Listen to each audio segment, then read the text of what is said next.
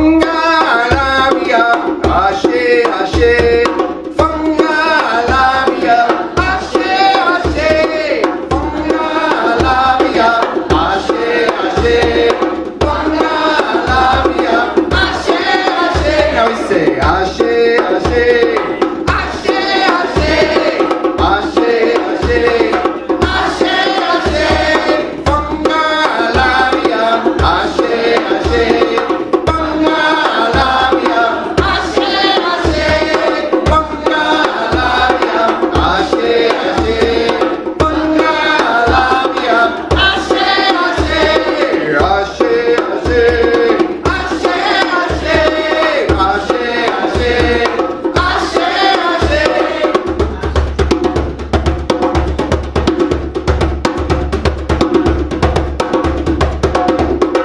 Fangalabia, Ashe, Ashe.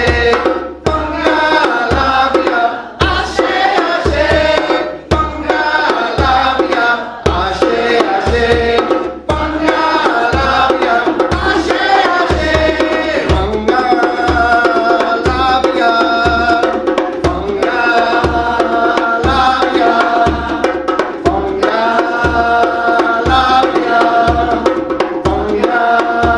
Ashe, Ashe. Fangalabia, Ashe, Ashe. Fangalabia, So this is a quote from Muji, which is, "The wise one does not try to control life. His heart is full and serene, knowing that life takes care of life." Oh, man. Thank you so much. Fangalabia, Ashe, Ashe. Fangalabia, Ashe, Ashe. Yes, thank you, Megan. Yeah, life takes care of life. You know what? I am never surprised anymore of how synchronous things are here at Spiritual Soul Center. One of the things that Perry said was about harmony. Well, I'm going to be talking about harmony. In fact, here's the name of my lesson right here. Read this. What does this say, Renee? Peace is harmony. Peace is harmony. That's the name of this talk that I have. So there we have that. And then Megan's quote as well. Today is International Day of Peace. I've already shared this as part of my message about established in 1981. In 2001, this Day of Nonviolence was approved unanimously by the UN General Assembly. And here is a quote from the UN Secretary General Antonio Guterres. He says this: "This year's call is act now for a peaceful world. Peace can't wait, and it starts with us. We have the power to help silence guns, build bridges, and plant the seeds of lasting change." It's us. It's here and it's now. Okay? It's not about waiting for someone else to put their guns down, or from some government somewhere to do something, or some community activist to make. It begins here. It begins here. As my prayer, I hope, mentioned, is it begins right here. Because, and it's essential, like it's time. Do you know, in the 3,500 years of recorded history, there have only been 268 years with no violence on the planet. That is less than 8% of the time of the recorded history since 3,500 years ago, and before that as well. I've mentioned before, from here archaeologically, it's been shown that violence existed way before that. 268 out of 3,500. And in the 20th century, there was not one year that went by without violence somewhere in the world. I'm thinking probably in the 21st century it's been the same. So if not now, when? Like, now is the time. This is the time. It's an emergency. It's an emergency. It's time for us to be doing it now. It starts with us right here. And if peace is what we want, then it's time for us to act. Because it's not time for us to pray. As I mentioned in my prayer, if prayer worked, many people have prayed for peace. And it's not that it's wrong, but it's in hoping for peace, but acting for peace. And that is the theme of this year's UN General Assembly theme for the International Day of Peace. So it's time for us to act. It's time for us to act, if that's what we want. Well, I want to introduce you or reintroduce you to Peace Pilgrim. How many know who Peace Pilgrim is? Just a smattering of you. All right. So Peace Pilgrim was born in 1908. She was born in a small, close-knit farming community, poultry farming community, in a place called, excuse me, in a place called Egg Harbor City, New Jersey. Egg Harbor City, New Jersey. Peace Pilgrim. Egg Harbor, who's from there? That's me. Where did I see it? David. Peace Pilgrim, right there. So 1908, when she was in her 20s, she was part of the party life, the flapper life, the 1920s, the easygoing. But she got this disconcerting feeling in her, like it wasn't feeling right. There was something, and I've talked about this a lot from here, to say, like, pay attention to what's being from the inside. Because from the outside, it was fun party time, and the flapper girls, and the dancing, and the celebrations. But she had this disconcerting feeling, and so she went on a trek. She was the first woman, by the way, who finished the 2,050-mile Appalachian Trail by herself. My God, right? And while she was on the trail, she was enlightened. She got this idea. Like, she had this compelling thing that she couldn't get rid of. She couldn't get rid of. And she began to go within and to see what it was all about. And in 1953, on January 1st, she made herself known. At that point, she had discarded all her possessions. She had discarded everything. She had changed her name to Peace Pilgrim. Her original name was this, let me tell you. It was Mildred Lizette Norman. She changed her name to Peace Pilgrim. She had this apron thing that she wore. It had Peace Pilgrim right here, had a couple pockets in. And on that January 1st day in 1953, at the Rose Bowl Parade in Pasadena, California, she led the parade in that apron with Peace Pilgrim on. That's all she had ever owned for the next 28 years of her life, from 1953 until she died in 1981, crisscrossing the North American continent, talking about peace. That was her mission. Her mission was peace. And everywhere she went and everywhere she spoke was about peace. And she walked. She did not have a car. She did not have transportation. She did not have any income other than what people gave her and supported her. And unfortunately, in 1981, she was getting a ride to one of her speaking events near Indiana, Knox, Indiana, and she was involved in a fatal car accident, and she died. That's the story, brief story, of Peace Pilgrim.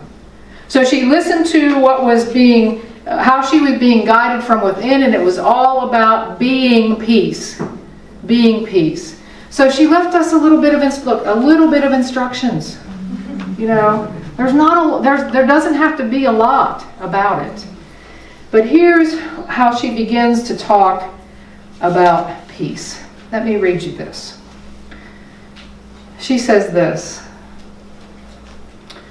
I believe that the situation in the world is a reflection of our immaturity. The more peace we have within our own lives, the more we can reflect it into the outer situation. So primarily, my subject is peace within ourselves as a step toward peace in our world.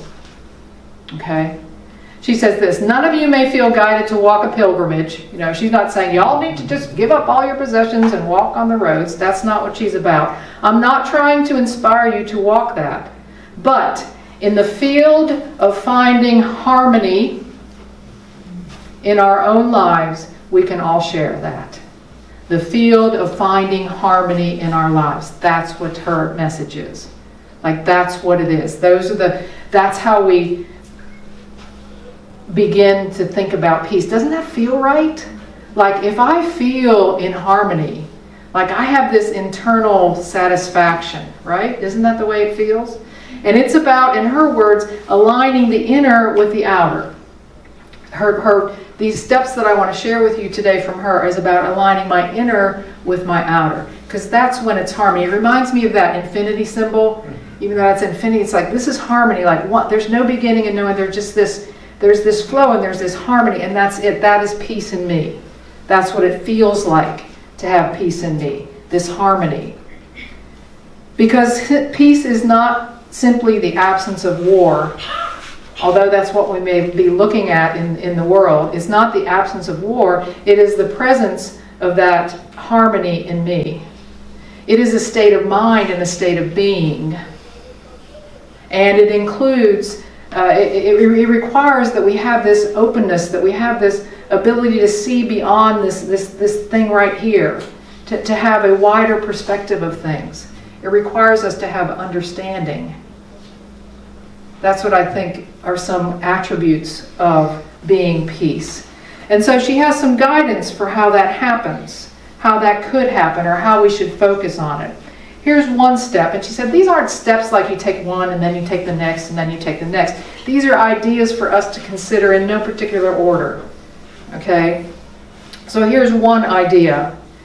She said, in order to become peace, we need to have a right attitude toward life. She says, and the right attitude toward life is being willing to face life squarely and get down beneath the surface of life, where the verities and the reality are found. That's what she's talking about. She says there's this whole matter of having a meaningful attitude for the problems that life may set before you. If only you could see the whole picture, if only you knew the whole story, you would realize that no problem ever comes to your life that doesn't have purpose, that cannot contribute to your inner growth. And it is through solving your problems in accordance with the highest light that you have that your inner growth is obtained. Who in here would argue that the hardest thing that you have overcome and come through has made you into a person that you could not have become except for it? Anybody? It hasn't happened to you? Oh, I'm saying if it hasn't happened to you, I'm saying I think we have that all in common. Is that we know, it was like, I don't wish this on anyone, and it happened to me, and boy, I'm different because of it. Right? I think we have that in common. We didn't think that maybe while the problem was in front of us because it's hard, and it's scary, or it hurts, and we feel bad about it. All right? And we know, if we have this right attitude, we know that there isn't anyone alive on the earth or ever has been that gets out of here with not having endured suffering or pain. I mean, who gets out of here like that? I don't think anybody. And so she's saying, in order for me to be at peace, in order for me to vibrate peace, my right attitude toward life is important. Because then the things that happen that are horrible and that are bad don't throw me totally off the track. They don't put me in the ditch. They don't throw me in the weeds. Right? I can come back to that. And even as today, if I reflect back on my experience of the death of a loved one, of my diagnosis of cancer, of my this, all the things that you all have experienced, the divorce, all the things, the loss, the horrible things that people say about me or you, the hurt that you find from your family and rejection, all those things, to have the right attitude about that, to be peace in that, to know that that's the truth of our existence. Be that. That's one step that she talks about. To adopt that attitude. Here's another one. It's really small writing. Another preparation is bringing our lives into harmony with the laws that govern the universe. She said, I recognize that these laws are well known and well believed. They just need to be well lived. She gives an example. She did this work. She said, I got busy on a very interesting project. Maybe you will too. This was to live all the good things I believe in. To live all the good things I believe in. I didn't confuse myself by, taking too many at a time. She said, but if I was doing something that I knew didn't align with it, I stopped doing it. And if I wasn't doing something that I knew I should be doing, I started doing that. And I started living according to the highest light that I had. You see, what this calls is, what is the good you believe in? I hear people say, love is my religion. Like everybody's like, love. Is that what you live? Do you live love? Do I believe it here? Yes, I believe it here. Is that what it looks like out here? Maybe, maybe not.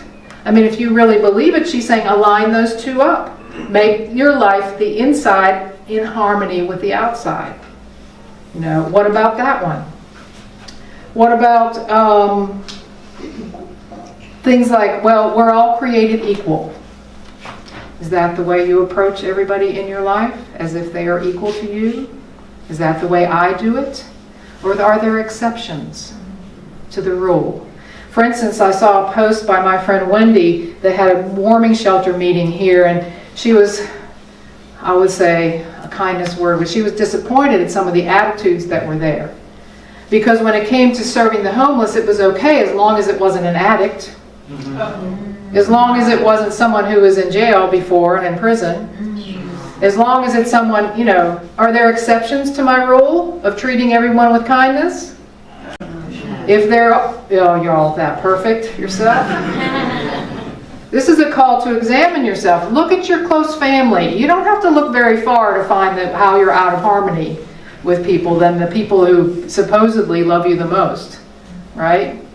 Like that. Or Renee and I were watching, Renee likes to watch true crime stuff, and we watch sometimes those 2020 episodes and stuff, and there was this episode of this man who poisoned his wife. He killed his wife through poisoning. Like, it's like, what in the world? And his children were teens. They weren't small children.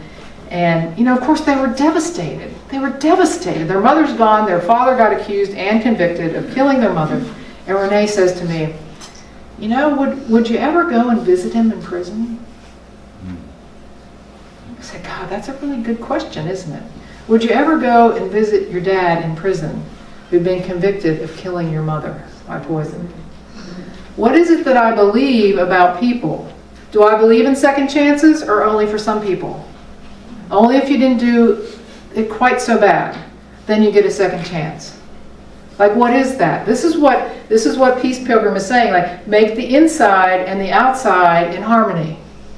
It's not easy work, because there's always these exceptions over here. I'm good until this, but the exceptions are part of the harmony. The exceptions are part of the harmony. Put that, the inside and the outside are the same. Yeah. Are you living according to that? And what she says is, if you are, your light gets brighter and brighter. Like your light gets brighter and brighter. And that's how we impact peace in the world. That's how we impact peace in the world. Here's another one. Every one of us has a special place in the life pattern in this life. Every one of us. If you don't know what that is for you yet, I suggest that you try seeking it in repetitive silence. You've heard me say this before. Find the space to know what she knew when she walked the Appalachian Trail. What she left enough space for to know, what is it that's mine to do? In the Buddhist tradition, it's called Dharma. It's called, this is my life, this is it. This is what I am born to be and do. What is that for you? You begin to do your part in the life pattern by doing all the good things you feel motivated toward. Even though they are just little things at first, you give these priority in your life over all the superficial things that customarily clutter human lives. Like to follow it no matter what. The book that I love, that describes this the best, is this book by Stephen Cope called The Great Work of Your Life. It's exactly this. It's a book about following your dharma, following that inner urge to be what you are here to be. Not how much money you're here to make and what kind of house you're supposed to have and how many kids or what, none of that. It's like what you are internally. Marching in the front of the Rose Bowl parade with a blue apron on that says Peace Pilgrim. That was her. Here's what Stephen Cope says. I have come to see that Dharma, my life calling, is more like a craft than a high art. Those of us struggling to live our dharmas wake up every morning like everyone else, to the sound of an alarm. We roll over. We take a deep breath. Another day. We know what we have to do. We get up. We make the coffee. We work away at the work we were put here to do and set here to do, like plodding, persistent craftsmen, putting one foot in front of the other. We're part of a team of craftsmen building a cathedral. Can you see yourself? We are part of a team of craftsmen building a cathedral. We may not live to see the whole structure complete. In fact, our small part of the magnificent whole may not even be visible to the eye once the thing is finished. No matter. It's really not about us anyway. It's about the cathedral. You know? It's about the cathedral. It's about walking me, being me, doing me. And when I am, I'm in that harmony. I'm in that place of connection. No one can dissuade me. Except me. Except deciding that, it can't be that way. She gives this example. She says she runs into somebody on the side of the road, and she was walking along, and she says, "This very nice car stopped, and this man said to me, 'How wonderful that you're following your calling.'" And she replied, "I certainly think everyone should do what feels right to do." And then he began telling her what he felt motivated toward. And it was a good thing, and it needed doing. And she got quite excited, enthusiastic, and took for granted that he was doing it and said, "How wonderful! How are you getting on with it?" And he said, "Oh, I'm not doing it. That kind of work doesn't pay anything." And she said, "I'll never forget how desperately unhappy that man was." But because we're in this materialistic age, right, where we think it's about the money and the nice car. Maybe not. Peace in me, peace in the world. Harmony in me, harmony in the world. This out here and this in here. In the same way, this way, this way. The last one I'll share with you from Peace Pilgrim is this fourth idea, which is to simplify your life. To simplify your life, to bring the inner and the outer well-being, your psychological and material well-being into harmony in your life. She said, "I brought my life down to the need level. Anything beyond need tends to become burdensome. There is great freedom in the simplicity of living, and after I began to feel this, I found a harmony in my life between the inner and the outer." She says, we've gotten ourselves so far out of harmony, so way off on the material side, and our inner well-beings lag so far behind our outer well-being. Simplify your life. I mean, the symptom of that is busyness. Anybody busy these days? We're all busy, busy, busy. There's so much to take care of. There's so much. Live lighter. Like release your attachment.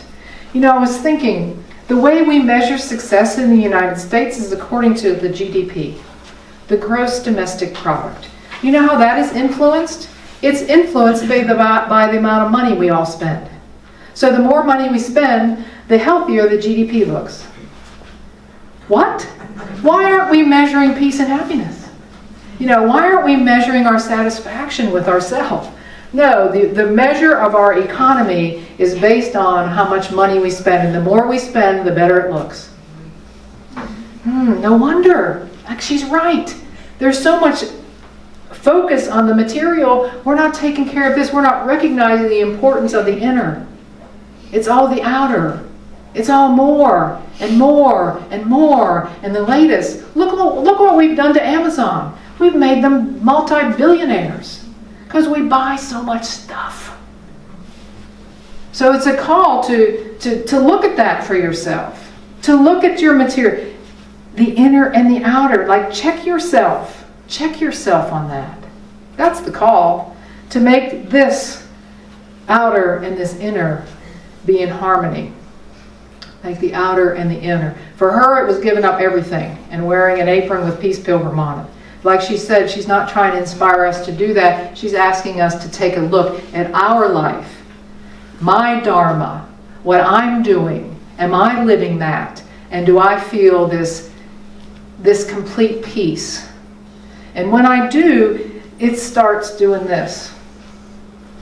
It starts going everywhere. We had coffee and conversation yesterday, and several people mentioned, when you walk into Soul Center, like, you feel something different here. Like, it feels welcoming. It feels a certain way. Yes, because the people who show up here are a certain way. All the 12-step groups that come here, the Spiritual Soul Center who's here, the healing night that happens here, all the things that happen here are open-hearted things.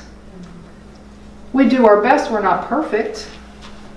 But it's different. It's different. You can feel the difference. You can feel the vibration. And that is how peace happens in the world. That's how it happens. For me to say here, listen, it's not going to matter. I'm just one person. Say 7 billion people. I mean, what is there, 8.5 billion people on the earth? Let's just throw out 1.5 billion. What if the rest of us 7 billion did this work? We could change the whole planet. That's what I believe. So if that's what I believe, then that's mine to harmonize with my outer. That's mine to harmonize with my outer. Peace. This afternoon, there's Peace in the Park. Grandmothers for Peace, 4 to 6 p.m. in the afternoon. I'm hoping, my hope and my desire is to be a part of the vibration of peace at Longleaf Park. My desire is that for us to do that right here, right now, as we go into meditation for just a few moments together. So let's take a deep breath in and out. Do I believe that peace begins with me? Is love my religion? Do I believe in the worthiness of all beings? Can I simplify my life? Can I honor the urge from within to be what I am called to be, and know that it is part of the cathedral that I may never see, but that I know is the truth of life? Let me be still for a few moments, breathing in and breathing out.